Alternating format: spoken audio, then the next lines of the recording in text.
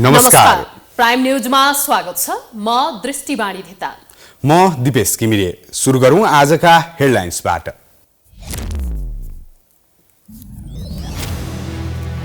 समृद्धिका लागि क्रमभङ्ग गर्ने माओवादीको योजना, प्रत्यक्ष निर्वाचित राष्ट्रपतिमा जोड। समृद्ध नेपाल बनाउने नेकपा यसको अठोट, प्रदेश खारेजीको पक्षमा राप्रपा। निर्वाचनका लागि 20 दिन बाँकी रहँदा आयोगको तयारी तीव्र। अझै प्रत्यक्षतर्फको 1 करोड मतपत्र छाप्न बाँकी। मतदाता शिक्षाका लागि घर दैलो अभियानको तयारी।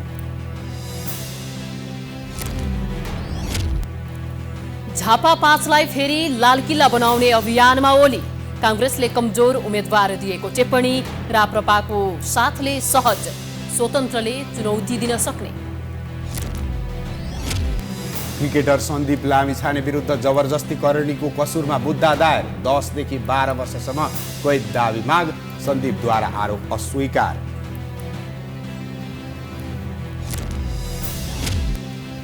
सुनसरीको विजयपुरमा बाँदरको बिगबिगी। भान्सामै पसेर खानेकुरा खाइदिनेदेखि पसलका सामान फ्याँक्दा स्थानीयवासी हैरान। सरकारवाला निकाय मुखदर्शक। भारतको गुजरातमा एउटा झोलुङ्गे पुल भत्किँदा 141 जनाको मृत्यु। 200 भन्दा बढीको उद्धार। छानबिनका लागि 9 जनालाई पक्राउ गरेर सोधपुछ गरिँदै।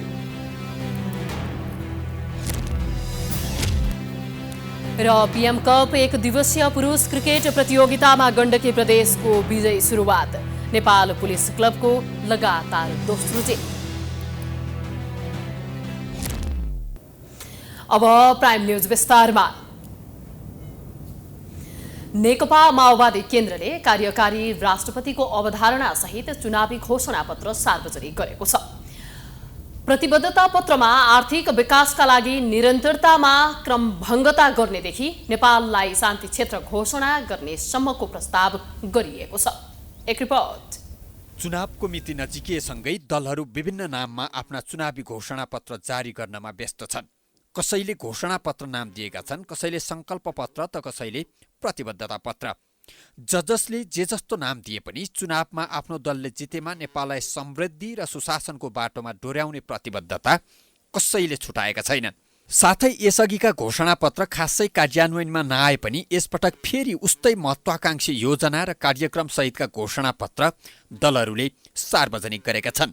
यसै सन्दर्भमा महत्वाकांक्षी योजना सहित नेकपा माओवादी केन्द्रले पनि चुनावी घोषणापत्र सार्वजनिक गरेको छ, जसमा अहिले कार्यान्वयन हुने कुनै सम्भावना नै नरहेको प्रत्यक्ष कार्यकारी राष्ट्रपतिको प्रतिबद्धता समेत दोहोर्याइएको छ। त्यस्तै पूर्ण समानुपातिक निर्वाचन प्रणालीको ओकालत समेत गरिएको छ। घोषणापत्र सार्वजनिक गर्दै नेकपा माओवादी केन्द्रका अध्यक्ष प्रचण्डले निरन्तरतामा क्रमभङ्गता सहितको आर्थिक विकास गर्ने प्रतिबद्धता जनाएका छन्। एउटा क्रम भङ्ग गर्ने सामान्य सुधारको तरिकाले यो हुनेवाला छैन। त्यसकारण आर्थिक क्रान्ति, आर्थिक समृद्धिको निम्ति सम्पूर्ण तागत लगाएर निरन्तरतामा क्रम भङ्ग गरेर जानुपर्छ भन्ने मान्यता हामीले अगाडि सारेका छौँ। चुनावी घोषणापत्र मार्फत नेकपा माओवादी केन्द्रले नेपाललाई शान्ति क्षेत्र घोषणा गर्नुपर्ने प्रस्ताव समेत ल्याएको छ। यसअघि तत्कालीन राजा वीरेन्द्रले अघि सारेको यस्तो प्रस्ताव अघि सार्नुपर्नेमा माओवादी नेता राम कार्कीको विशेष जोड रहन्थ्यो। शान्ति क्षेत्रको प्रस्ताव प्रचण्डको मुखबाट आउनुलाई अर्थपूर्ण रूपमा हेरिएको छ। कुनै पनि प्रकारको वैदेशिक सैन्य गठबन्धनबाट मुक्त गरी नेपाललाई शान्ति क्षेत्रको रूपमा स्थापित गर्ने। दलहरू चुनावअघि लोभलाग्दा नारासहित घोषणापत्र सार्वजनिक गर्छन्, तर सरकारमा पुगेपछि आफ्नै घोषणापत्रका प्रतिबद्धता बिर्सिदिन्छन् भन्ने आरोप नयाँ होइन। यो पटक दलहरू चुनावमा गरेका घोषणा कार्यान्वयनमा ल्याउन कतिको दत्तचित्त भएर लाग्छन्, त्यो भने चुनावपछिको 5 वर्ष उनीहरूले गर्ने कामबाटै प्रष्ट हुनेछ।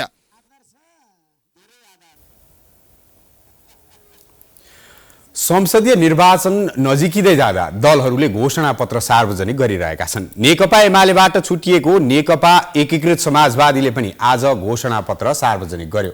एकीकृत समाजवादीले एमाले अध्यक्ष केपी शर्मा ओलीको दक्षिणपन्थी अवसरवादका कारण राजनीतिप्रति नै वितृष्णा उत्पन्न भएको आरोप पनि लगाएको छ। एक रिपोर्ट। नेकपा एकीकृत समाजवादीको मुख्यालय मिन भवन काठमाडौँमा सार्वजनिक गरिएको घोषणापत्रको दोस्रो पृष्ठमा नै एमालेसँग विद्रोह गर्नु परेको कारणबारे फेर अस्ति प्रस्तुत गरिएको छ। ओली अध्यक्ष रहेको एमाले पार्टी विचारहीन चरम दक्षिणपन्थी नीतिगत भ्रष्टाचारीहरूको संरक्षण गर्ने अहङ्कारी भएकाले विद्रोह गरेको उल्लेख छ।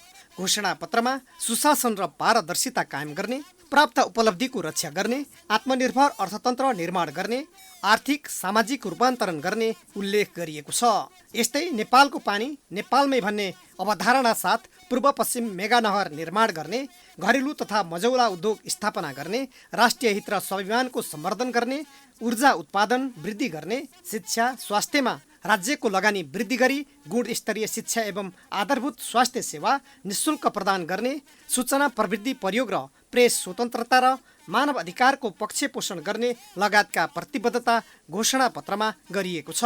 कृषि आधुनिकीकरण, व्यावसायीकरण र बजार व्यवस्थापन गर्ने, मल कारखानाको स्थापना र कृषि बीमाको व्यवस्थाको साथै युवा लक्षित कृषि कार्यक्रम सञ्चालन गर्ने प्रतिबद्धता घोषणापत्रमा गरिएको छ। कृषि उत्पादनलाई वृद्धि गरेर नै हामीले हाम्रो अर्थतन्त्रलाई सबल बनाउन सक्छौँ।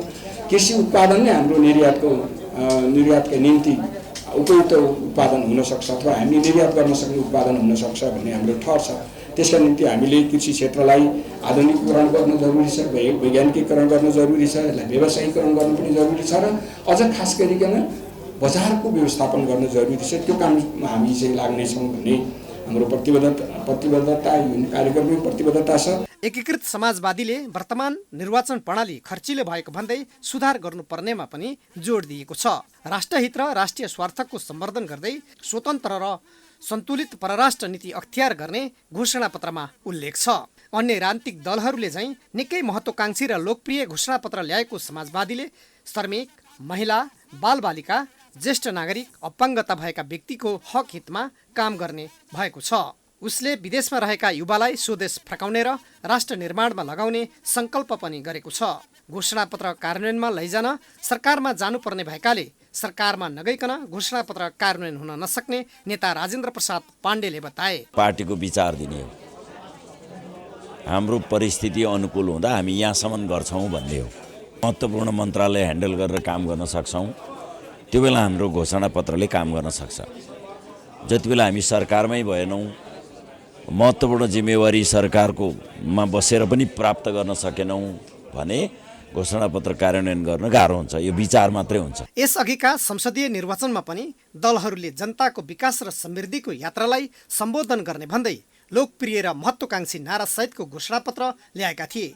तर उनीहरूका प्रतिबद्धता सपनामा नै सीमित भए। दलहरूले अहिले फेरि पहिलेकै जस्तै घोषणापत्र तयार पारेका छन्। विगतमा पटक पटक सरकारमा पुगेका दलहरूले प्रतिबद्धता जनाए अनुसार काम नगरेको आरोप खेपिरहँदा यसपटक उनीहरू जनताको अग्नि परीक्षामा उत्रिएका छन्। Political bureau, prime HD, Kathmandu. गणतन्त्र स्थापनापछि पनि राष्ट्रिय प्रजातन्त्र पार्टीले निरन्तर रूपमा राजासहितको प्रजातन्त्रको वकालत गरेको छ।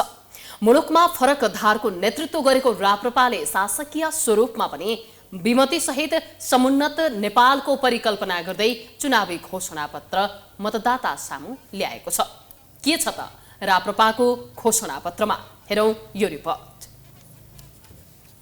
राष्ट्रिय प्रजातन्त्र पार्टी राप्रपाले अभिभावकीय संस्थाको रूपमा राजसंस्था र जनताबाट प्रत्यक्ष निर्वाचित कार्यकारी प्रधानमन्त्रीको प्रावधान हुनुपर्ने एजेन्डा सहितको चुनावी घोषणापत्र सार्वजनिक गरेको छ। राप्रपा अध्यक्ष राजेन्द्र रिग्देलले सोमबार एक कार्यक्रम बीच घोषणापत्र सार्वजनिक गरेका हुन्। सत्ताको राजनीति नगर्ने उद्घोषसहित विभिन्न क्षेत्रको विकास निर्माण गर्ने प्रतिबद्धताका साथ राप्रपाले घोषणापत्र सार्वजनिक गरेको छ। दीर्घकालीन मार्गचित्र विक्रम सम्वत 2087 सम्ममा मध्यम आय स्तर भएको मुलुक, अभिभावकीय संस्थाको रूपमा राज संस्था, जनताबाट प्रत्यक्ष निर्वाचित कार्यकारी प्रधानमन्त्री, पूर्ण समानुपातिक संसद, प्रदेशको खारेजी, केन्द्र र बलियो स्थानीय तह भएको 2 तहको शासकीय संरचना। राप्रपाले देशको अभिभावकीय भूमिकामा राजा हुनुपर्ने तथा जनताबाट प्रत्यक्ष निर्वाचित कार्यकारी प्रधानमन्त्री रहने गरी शासकीय व्यवस्थाको वकालत गरेको छ। पूर्ण समानुपातिक संसदको पक्षमा उभिएको राप्रपाले प्रदेश खारेजीलाई पनि प्राथमिकतामा राखेको छ। सबल र समुन्नत नेपाल निर्माण गर्ने दीर्घकालीन सोच अवलम्बन गरेको राप्रपाले पुँजी निर्माण, दिगो विकास, निशुल्क शिक्षा, स्वास्थ्य, न्यायिक व्यवस्था र रोजगारी अभिवृद्धिलाई विशेष जोड दिने बताएको छ। दीर्घकालीन सोच, दीर्घकालीन राष्ट्रिय लक्ष्य र दीर्घकालीन मार्गचित्र। दीर्घकालीन सोचमा सबल र समुन्नत नेपाल, दीर्घकालीन राष्ट्रिय लक्ष्यमा पुँजी निर्माण, दिगो विकास, निशुल्क शिक्षा र स्वास्थ्य, सामाजिक सुरक्षा, समान न्याय र समतामूलक समृद्धिका साथै व्यापक रोजगारीको अभिवृद्धि। राप्रपाले सूचना प्रविधि लगायत अन्य विभिन्न क्षेत्रमा विज्ञ निर्माता, उद्यमी र बहुराष्ट्रिय कम्पनीहरूलाई आकर्षित गर्न उच्च स्तरीय स्टार्टअप संयन्त्र समेत निर्माण गर्ने जनाएको छ। सबल र समुन्नत नेपालको दीर्घकालीन सोचसहित 2087 सालसम्ममा नेपाललाई मध्यम आय स्तर भएको मुलुकका रूपमा स्तर उन्नति गर्ने राप्रपाको प्रतिबद्धता रहेको छ। पूर्व पञ्चहरूको बाहुल्य रहेको राप्रपाले स्थापना कालदेखि नै राजासहितको प्रजातन्त्रको वकालत गर्ने गरेको छ। लामो समयसम्म राप्रपामा रहेका कमल थापाले भने राजसंस्थाप्रति विमति राख्दै गणतन्त्रको वकालत गर्न पुगेका छन्। आसन्न निर्वाचनमा राप्रपाले कतिपय स्थानमा एमालेसँग चुनावी तालमेल गरेको छ। दिनमै 2000 बढीले रोजगारी खोज्दै विदेशिनु पर्ने बाध्यताले देशमा चरम बेरोजगारी समस्या छ भन्ने प्रश्न छ। खाद्यान्नदेखि तयारी पोसाक, सवारी साधनका लागि चाहिने इन्धनदेखि खाने तेल, नुनदेखि सुनसम्मको आयातले देशको अर्थतन्त्र डामाडोल छ। तर हाम्रा पार्टी र नेताहरू चुनाव जित्ने फन्डाका रूपमा काम गर्ने प्रतिबद्धता भन्दा आश्वासन बाँड्नमै व्यस्त देखिन्छन्। एक रिपोर्ट। विगतमा खाद्यान्न उत्पादन गरेर विदेशमा समेत निर्यात गर्ने हामी आज उत्पादनमुखी भन्दा पनि परजीवी बनिरहेका छौँ। अर्थात् चामल, दाल, मरमसला, तरकारी, गेडागुडी आफै फलाउन सक्ने अवस्थामा भए पनि विदेशबाट ल्याउनु पर्ने बाध्यतामा छौँ। किसानले समयमा मल बिउ बिजन पाउँदैनन्। कालोपत्री र राम्रो सडक पूर्वाधारको पहुँच मात्रै होइन, उत्पादनको बजारीकरणमा समेत समस्या छ। तर हरेक 5 वर्षमा आउने मध्यवधि निर्वाचनमा दलहरूले घोषणा पत्र वा प्रतिबद्धता पत्रका नाममा यो गर्छौँ त्यो गर्छौँ भन्दै आश्वासन बाँड्न भने छाडेका छैनन्।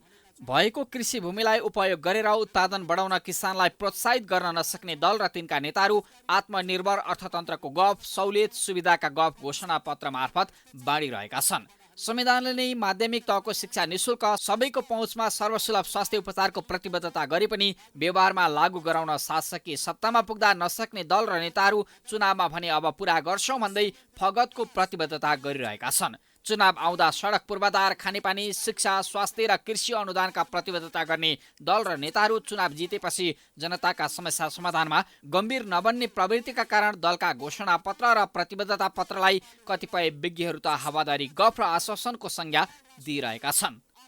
पटक पटक हामीले भन्यौँ गाउँहरू नभरिएसम्म यो मुलुकको आर्थिक समृद्धि सम्भव छैन। कृषिलाई जीविकोपार्जनसँग मात्र होइन, व्यवसायसँग नजोडेसम्म देशको समृद्धि सम्भव छैन। पटक पटक भनेका कुराहरूमा कुन चाहिँ सरकारले राम्रोसँग काम गरेको छ, कुन चाहिँ सरकारले व्यवस्थापन गरेको छ, कसले जनतासँग जोड्ने काम गरेको छ? यो त देश रहेन। अब यो त एउटा के रह्यो भने डेरा जस्तो भयो। भारतबाट चामल आयात गर्ने, चीनबाट अरू चिजहरू आयात, कपडा आयात गर्ने, यहाँ खाने, अनि सकिएपछि फेरि दुबई कतारतिर जाने। यो मुलुक भएन नि त। मुलुक बनाउनु त हो। संविधान रक्षा, स्थिरता र समुन्नतिको आधार नेपाली काङ्ग्रेसकै नेतृत्वमा अबको सरकार नारासहितको संकल्प प्रस्ताव ल्याएको नेपाली काङ्ग्रेसमाथि समेत चुनावी प्रतिबद्धता कहिले पूरा नगरेको आरोप लागिरहेको छ। काङ्ग्रेसको नेतृत्वमा नै 2007 साल यता मुलुकमा ठूला परिवर्तन सम्भव भएको र मुलुकमा अब आर्थिक समृद्धि गर्न पनि काङ्ग्रेसको विजयबाट मात्रै हुने दावी गरिँदै गर्दा सार्वजनिक पद धारण गरेका व्यक्तिले सम्पत्ति सार्वजनिक गर्ने गफ गरेर काङ्ग्रेस सभापति शेरबहादुर देउवाले आफू र आफ्नै नेतृत्वको सरकारका मन्त्रीको सम्पत्ति विवरण सार्वजनिक गराउन नसकेको आरोप खेप्नु परेको छ। काङ्ग्रेसको सरकार भने 65 वर्षमै वृद्ध भत्ता, 3 वर्ष मुनिका बालबालिका र 73 वर्ष माथिका ज्येष्ठ नागरिकको निशुल्क उपचार, 5 वर्षभित्र 12.5 लाख रोजगारी, ऊर्जा, कृषि, पर्यटन र सूचना प्रविधि जस्ता क्षेत्र मार्फत देशको समृद्धिको आश्वासन र प्रतिबद्धता समेत पूरा हुनेमा शङ्का गरिँदैछ। अर्कोतर्फ सत्ता गठबन्धनको अर्को घटक माओवादी केन्द्रले समेत हरेक पालिकामा डाक्टर र नर्स पढ्न छात्रवृत्ति, आगामी स्थानीय निर्वाचनसम्म विदेशमा रहेका नेपालीहरूले आफू कार्यरत मुलुकबाटै मतदान गर्न पाउने व्यवस्था, युवा शक्तिलाई देश निर्माणमा परिचालन गर्ने, विदेशमा रहेका स्वदेश फर्कने वातावरण बनाउने, कृषि क्षेत्रको रूपान्तरण गर्ने र स्वदेशी कच्चा पदार्थमा आधारित उद्योगको विकास गर्ने, हरेक क्षेत्रमा सामूहिक उत्पादन प्रणालीको विकास गरी कार्यान्वयन गर्ने, बहुदलपछि राजकीय पदमा बस्नेको सम्पत्ति छानबिन गर्ने आश्वासन समेत पूरा हुनेमा शङ्का छ।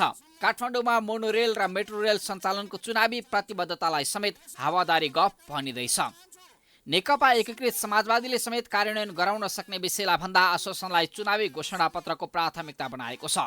समाजवादीले नेपालका ठूला नदी तथा नहरहरू र तालहरूमा पर्यटक लक्षित साना पानी जहाज सञ्चालन गर्ने, भूपरिवेष्टित मुलुकहरूले समुद्र उपयोग गर्न पाउने अधिकार प्रयोग गरी नेपाली ध्वजावाहक पानी जहाज सञ्चालनका लागि पहल गर्ने, एक दलित बस्ती एक सहकारी र एक दलित परिवार एक रोजगारी जस्ता आश्वासन बाँडेको छ।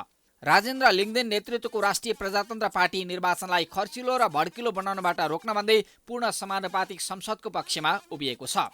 2046 साल यताका नेता तथा कर्मचारीको सम्पत्ति खोजबिन गर्न नागरिक आयोग बनाउने, सुत्केरीलाई 3 महिनासम्म 3000 भत्ता, आधारभूत स्वास्थ्य सेवा सबै नागरिकलाई निशुल्क, भ्रष्टाचार र घुसखोरी विरुद्ध सशक्त कदम चाल्ने आश्वासन राप्रपाले बाँडेको छ। तर यी आश्वासन कार्यान्वयनका लागि भन्दा पनि मतदाता अल्मलाउने फन्डा भएको विज्ञको मत छ। सस्तो लोकप्रियताका लागि केही कार्यक्रमहरू राखेको छ, त्यसले त केही फाइदा दिएला, तर देशलाई एउटा लामो हिसाबमा दिगो हिसाबमा टेवा दिने गरी कुनै पार्टीका घोषणापत्र आएनन्। जनतालाई ढाँट्ने, छल्ने, बराल्ने यस्ता किसिमको घोषणापत्रमा विचारहरू लेखिएका छन्।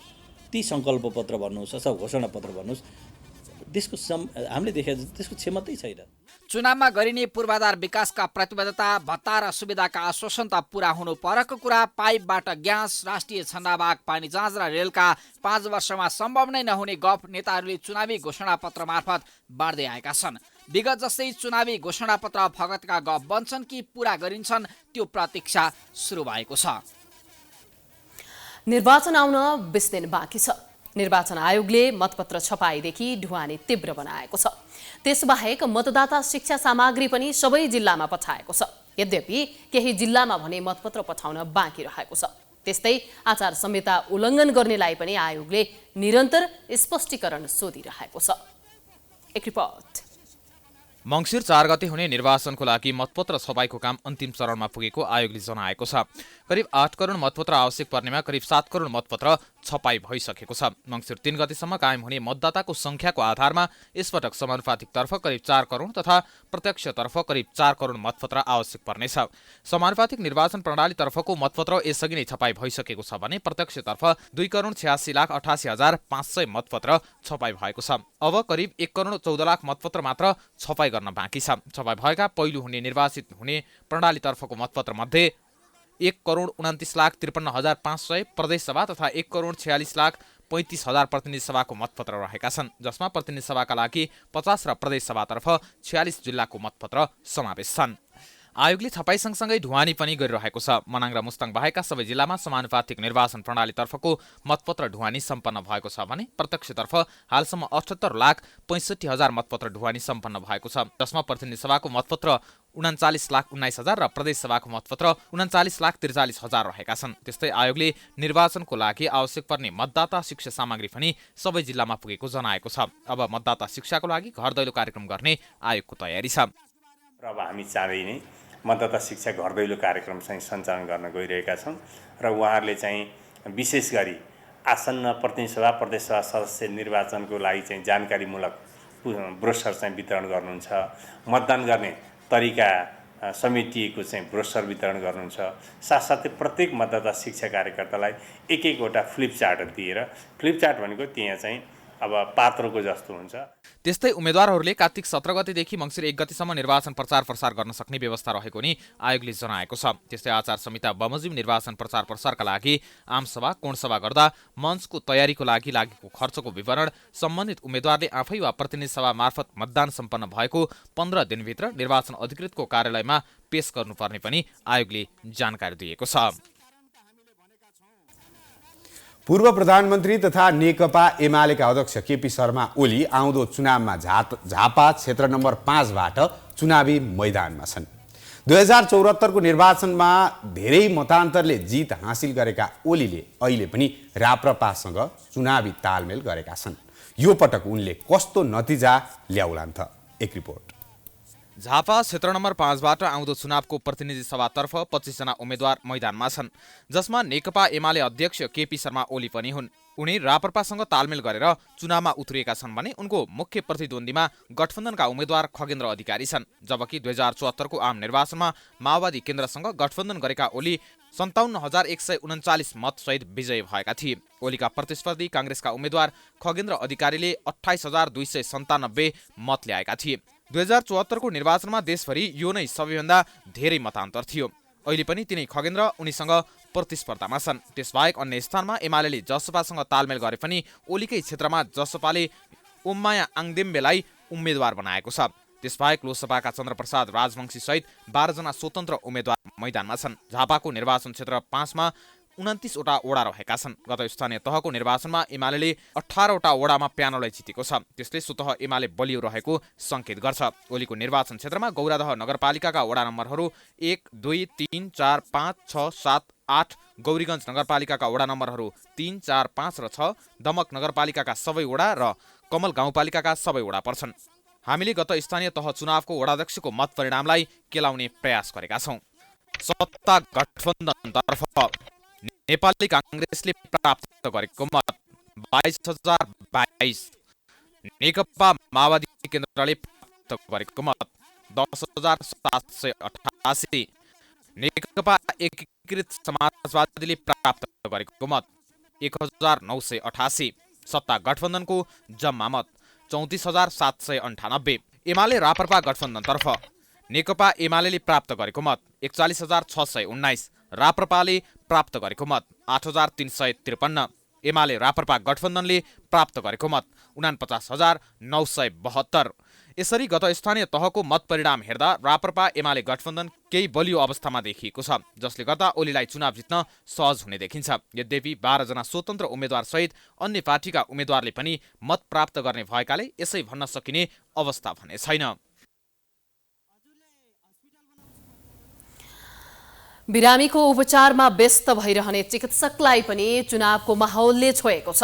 विगतका चुनावमा एकाध चिकित्सक देखा पर्थे भने यसपटक चुनावी मैदानमा थुप्रै चिकित्सक प्रतिस्पर्धामा उत्रिएका छन्। पद र पेसाबाट राजीनामा दिएर प्रतिस्पर्धामा होमिएका उनीहरू आसन्न प्रतिनिधि सभा निर्वाचनका लागि व्यस्त छन्। एक रिपोर्ट। आगामी मङ्सिर 4 गते हुने संसदीय निर्वाचनका लागि राजनीतिक दल मात्रै नभई अलग अलग पेसामा आबद्ध व्यक्तिहरूको समेत उल्लेख्य सहभागिता देखिएको छ। निर्वाचनका लागि वर्षौंदेखि अँगालेको पेसालाई समेत बीट मार्दै कलाकारदेखि चिकित्सकसम्म चुनावी मैदानमा उत्रिएका छन्।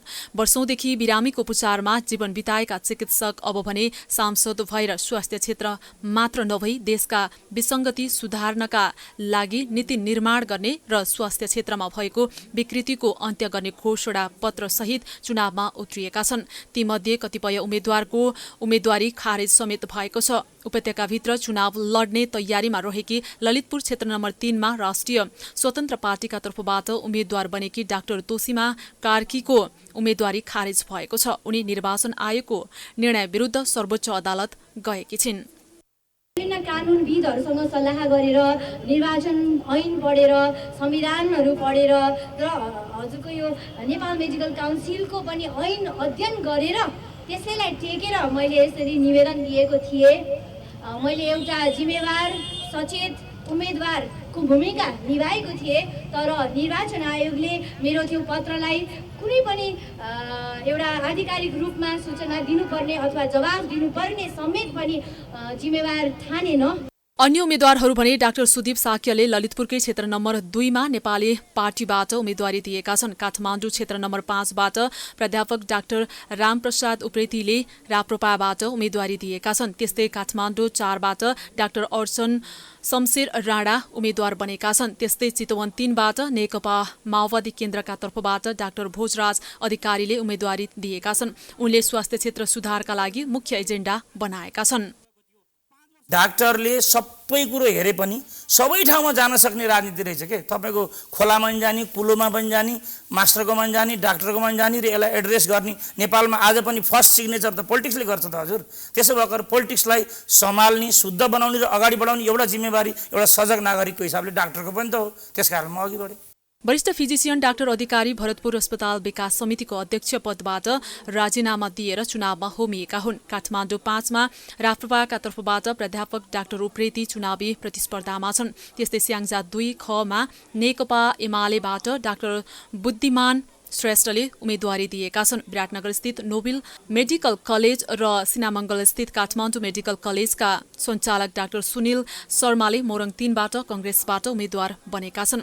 सुनसरी 2 बाट प्रतिनिधि सभा सदस्यमा डाक्टर फरेन्द्र शाहले स्वतन्त्र उम्मेदवारी दिएका छन्। सप्तरी 3 मा हाम्रो नेपाली पार्टीबाट डाक्टर नवीन मण्डल, रौतहट 1 मा राष्ट्रिय जनमत पार्टीबाट डाक्टर राजेन्द्र प्रसाद शाह, महोत्तरी 4 मा जसपाबाट डाक्टर सुरेन्द्र कुमार यादव, रौतहट 2 मा नेपाली कंग्रेसबाट डाक्टर फिरदोस आलम र पर्सा 3 ख मा जसपाबाट डाक्टर मधु गुप्ता चुनावी मैदानमा उत्रिएका छन्। बारा 1 बाट डाक्टर राकेश न्यौपाने, बाँके 2 ख बाट डाक्टर विनोद कर्ण, सुनसरी 2 बाट डाक्टर फरेन्द्र शाह, सप्तरी 1 बाट डाक्टर रोहित पोखरेल, सिराहा 3 ख बाट डाक्टर प्रवीण यादव, त्यस्तै डाक्टर रक्षा न्यौपाने बारा 2 बाट चुनावी मैदानमा उत्रिएका छन्। त्यस्तै चिकित्सा पेसाबाट राजनीतिमा प्रवेश गरेका नेपाली कंग्रेसका डाक्टर शासनको कोइरालाले नवलपुर 1 बाट उम्मेदवारी दर्ता गराएका छन् भने नेपाली कंग्रेसका डाक्टर शेखर कोइरालाले मोरङ 6 बाट उम्मेदवारी दर्ता गराएका छन्। नेपाली राष्ट्रिय क्रिकेट टिमका पूर्व कप्तान सन्दीप लामिछाने विरुद्ध जबरजस्तीकरणीको अभियोग पत्र दायर भएको छ। जिल्ला सरकारी वकिल कार्यालय काठमाडौँले 10 देखि 12 वर्षसम्म कैद सजाय माग गर्दै काठमाडौँ जिल्ला अदालतमा अभियोग पत्र दायर गरेको हो। भोलि गोला प्रथाबाट कुन न्यायाधीशले मुद्दा हेर्ने थाहा भएपछि प्रतिवादीको बयान र थुनचेक बहस सुरु हुन्छ। लामिछानेले नाबालक युवतीलाई जबरजस्तीकरणी गरेको आरोप गत भदौमा लागेको थियो। उनी विरुद्ध भदौ 21 गते 17 वर्षीय एक नाबालिग किशोरीले जबरजस्तीकरणी गरेको भन्दै गौशाला प्रहरी वृत्तमा जाहेरी दिएकी थिइन्। त्यसको भोलिपल्ट बुधबार प्रहरीले जाहेरी दर्ता गरेर अनुसन्धान सुरु गरेको थियो। ऐतिहासिक धार्मिक क्षेत्र सुनसरीको विजयपुरमा बाँदरले भान्सामै बसेर खानेकुरा खाइदिने जस्ता गतिविधिहरू गर्न थालेपछि स्थानीय आजित भएका छन्। विजयपुर क्षेत्रको जंगलबाट आउने बाँदरहरूले बजार क्षेत्रका घरहरूमा बसेर खानेकुरा खाइदिने, पसलका सरसामानहरू फ्याँकिदिने लगायतका गतिविधिले स्थानीय हैरान भएका हुन्। सरकारवाला निकायले बाँदर नियन्त्रणमा चासो नदिँदा समस्या भएको स्थानीयको गुनासो छ। एक रिपोर्ट।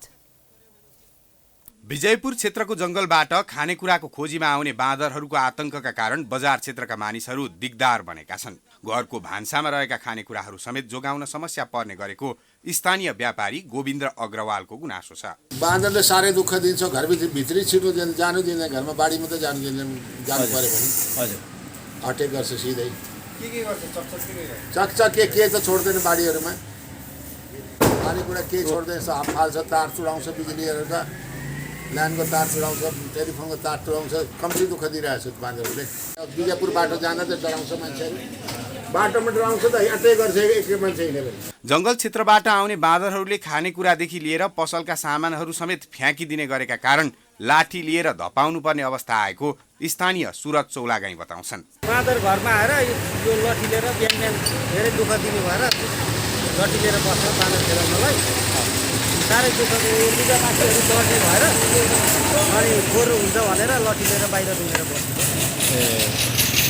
के चक्छ, के दुःख दिन्छ? साह्रै दुःख दिन्छ। बच्चाहरू लिएर आउँदै यहाँ माथि लुगा हेर्दा चढेर फोहोर पार्छ। यहाँ मन्दिरको अगाडि रोटीहरू ल्याएर राखिदिन्छन् अनि सबै यो बाँदरले चाहिँ माथि लुगा माथि चढेर लापा परेर मान्छेलाई खेदाउने टोक्ने जस्तो ठुलो ठुलो बाँदरहरू आउने गर्छ। बाँदरहरू टेलिफोन, नेट लगायतका तारहरूबाट घरभित्र पस्ने र खानेकुरा खाइदिने, अन्य सामग्रीहरू फ्याँकिदिने जस्ता गतिविधिले स्थानीयहरूलाई आजित बनाएको छ। बाँदर खेदाउन मानिसहरू नै लौरो लिएर बस्नुपर्ने अवस्था रहेको र ठूलो संख्यामा बाँदर रहेका कारण मानिसमाथि नै आक्रमण गर्न सक्ने खतरा बढेको छ। बाँदर आतंक बढिरहेका कारण खानेकुरा लिएर मानिसहरू आफै सुरक्षित रूपमा बस्नुपर्ने अवस्था आएकाले मानिसहरूले पिजडा बनाएर बस्न थालेको धरान उपमहानगरपालिका वडा नम्बर 2 का सुमित अग्रवाल बताउँछन्। खानेकुरा भान्सामा अलिकता खुल्ला भेट्यो भने कहाँबाट छिर्छ मान्दैन। जम्मै अहिले त मान्छे नि पिन्जरा बनाएर बसेका छन् यता घरहरूमा सबले आफ्नो माथि टेरिसमा पिन्जरा बनाइदिएको छ मान्छे बस्ने पिन्जरा दिदी बाँदरले बाली नोक्सान गर्ने बजार क्षेत्रका पसल तथा घरहरूका खानेकुरा खाइदिने सामान फ्याँकिदिने जस्ता गतिविधिका कारण बाँदर व्यवस्थापनका लागि धरान 3 का सकुल श्रेष्ठको संयोजकत्वमा 2070 सालमा बाँदर पीडित सङ्घर्ष समिति समेत गठन गरेर सरकारवालाहरूलाई ध्यानाकर्षण गराउँदै आएका छन्। तर उनीहरूको गुनासो सरकारवाला निकायले सुनवाई नगरेको धरानवासीले गुनासो गरेका छन्। प्राइम एचडीका लागि सुनसरीबाट विकल रेग्मीको रिपोर्ट। ललितपुरको ऐतिहासिक कार्तिक नाच आइतबार रातिबाट सुरु भएको छ। 381 वर्षदेखि निरन्तर रूपमा सञ्चालन भइरहेको ऐतिहासिक कार्तिक नाच यस वर्ष 10 दिनसम्म चल्नेछ। कार्तिक नाच संरक्षण समितिका अनुसार सुरदास प्याख देखाएर कार्तिक नाच सुरु भएको हो। विशेष गरेर कृष्ण लीलामा आधारित नाचमा दिनैपिछे फरक फरक नाचहरू देखाइने गरिन्छ। नाचमा दैत्य जगाउने परम्परा छ। कार्तिक नाच कार्तिक 22 गते दधी लीलाको नाच देखाएर समापन गरिनेछ। कार्तिक नाचको मुख्य आकर्षण नरसिंह अवतार कार्तिक 20 गते देखाइनेछ। यस नाचमा राजोपाध्याय श्रेष्ठ, प्रधान अमात्य जोशी, मल्ल लगायत नेवार समुदाय भित्रको विभिन्न जातको प्रतिनिधित्व हुने गरेको समितिले जनाएको छ। अब बिजनेस न्यूज।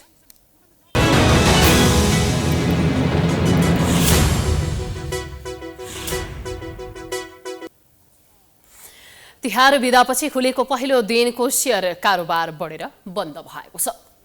आज नेपाल स्टक एक्सचेन्ज नेफ्से 16.39 अङ्कले बढेर 1874.87 बिन्दुमा बन्द भएको हो। त्यस्तै आज कारोबार रकममा भने खासै सुधार भएको छैन। आज नेफ्सेमा 69 करोड 73 लाख रुपैयाँ बराबरको कारोबार भएको छ। आज कारोबार भएका कम्पनी मध्ये 110 वटा कम्पनीको शेयर मूल्य बढेको छ भने 65 वटा कम्पनीको शेयर मूल्य घटेको छ। 10 कम्पनीको शेयर मूल्य स्थिर रहेको छ।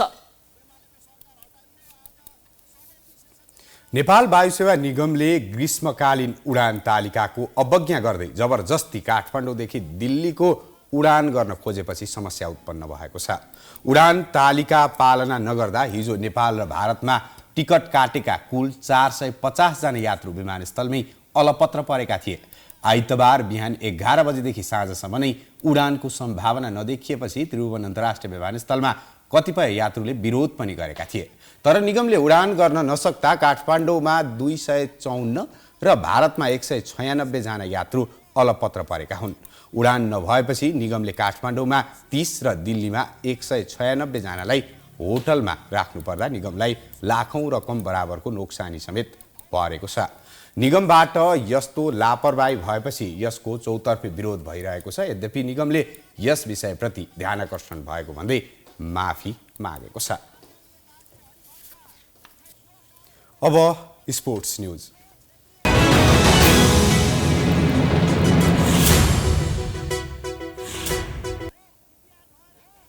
गण्डकी प्रदेशले पीएम कप एक दिवसीय पुरुष क्रिकेट प्रतियोगितामा विजय सुरुवात गरेको छ। टियु क्रिकेट मैदानमा सोमबार सुदूरपश्चिम प्रदेशलाई 69 रनले हराउँदै गण्डकीले सुखद सुरुवात गरेको हो।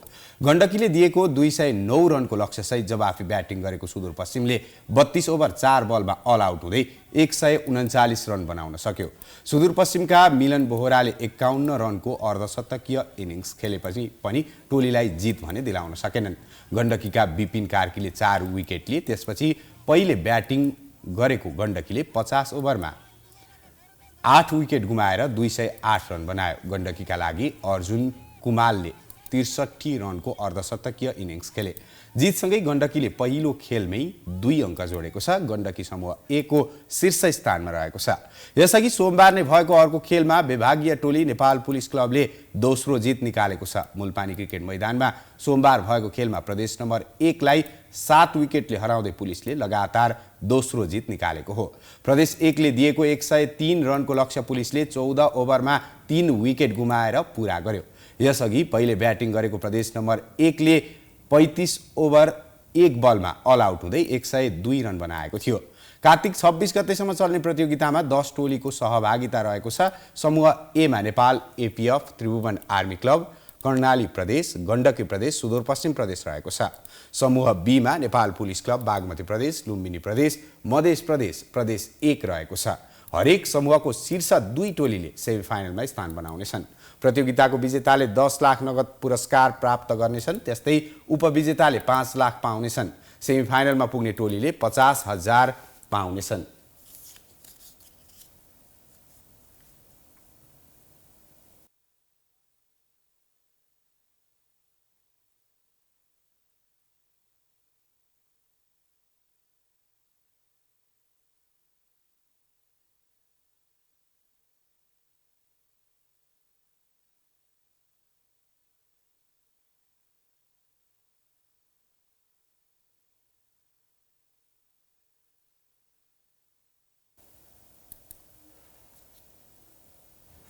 यो सँगै हामी प्राइम न्यूजको अन्त्यमा आइपुगेका छौं। जाँदा जाँदै हेडलाइन्स पुनः एकपटक।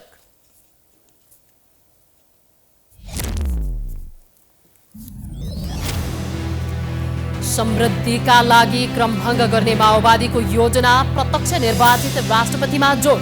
समृद्ध नेपाल बनाउने नेकपा यसको अठोट, प्रदेश खारेजीको पक्षमा राप्रपा। निर्वाचनका लागि 20 दिन बाँकी रहँदा आयोगको तयारी तीव्र। अझै प्रत्यक्षतर्फको 1 करोड मतपत्र छाप्न बाँकी। मतदाता शिक्षाका लागि घर दैलो अभियानको तयारी। झापा 5लाई फेरि लालकिल्ला बनाउने अभियानमा ओली। कांग्रेसले कमजोर उम्मेदवार दिएको टिप्पणी। राप्रपाको साथले सहज, स्वतन्त्रले चुनौती दिन सक्ने। क्रिकेटर सन्दीप लामिछाने विरुद्ध जबरजस्ती करणीको कसुरमा मुद्दा दायर। 10 देखि 12 वर्षसम्म कैद दाबी माग। सन्दीपद्वारा आरोप अस्वीकार।